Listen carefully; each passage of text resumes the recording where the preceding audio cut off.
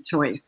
So what do you know? Have you been following the movement and its significance for students? I'm interested in that, in getting that out there to our readers, especially like in the South, as sort of this idea that there can be a movement that's not just about standards and accountability reform. Yeah.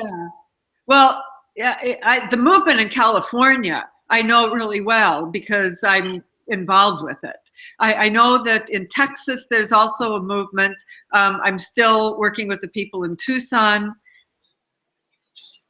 people particularly in Southern California, but also in the San Francisco area, who have been people of color who understand the forms of racism in the schools that marginalize and put kids of color at risk, and focus on the whiteness of the curriculum and how the standards still doesn't address core concerns about educating kids of color and stuff like that. So there have been those discussions for quite a while. And there's an organization of Rasa studies educators that's particularly strong in Southern California that's been working on trying to change things about schools for a while.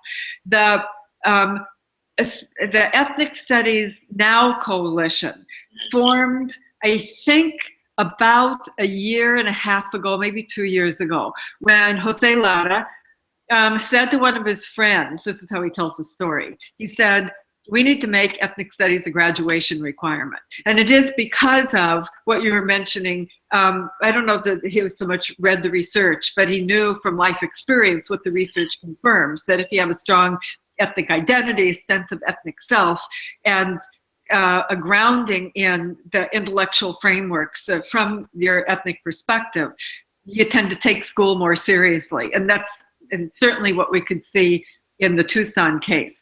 So he said, so I'm going to run for the school board. And when I get on the school board, we're going to work on making ethnic studies a graduation requirement. Now, this is a small school district, El Rancho School District, south of Los Angeles. So he got on the school board, and it was about a little over a year ago. It got it through the school district to make it a graduation requirement. And I might have been at that point where he was having me start helping out by emailing school board members. I can't remember if I did for El Rancho or it was the next school district was LA Unified. And I do remember emailing the school district members there, telling them what the research says. And then they passed the graduation requirement.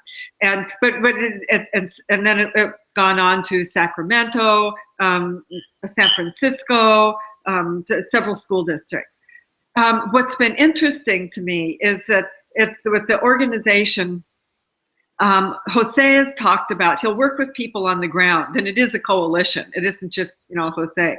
But he started off, he said, in his own district by working with the teachers' unions, working with other groups, other unions or organizations in the district who are concerned about the education of kids, recognizing that most of the kids were kids of color, and then helping them understand how what the research says is that if we do blah, blah, blah, it'll actually help with the kids' education and getting people behind them that way. So as this has come to various school districts, it's been a combination of me giving the research side, and I'm not the only one who does, but since I wrote this report, then that as a tool, and then sometimes becomes like a form of doing the work becomes like a form of political activism in that sense. Yeah. And they'll also get students to rally, teachers to rally, and organize rallies and work with the local teacher ed programs to do that, so that there's kind of this coordinated effort. So that's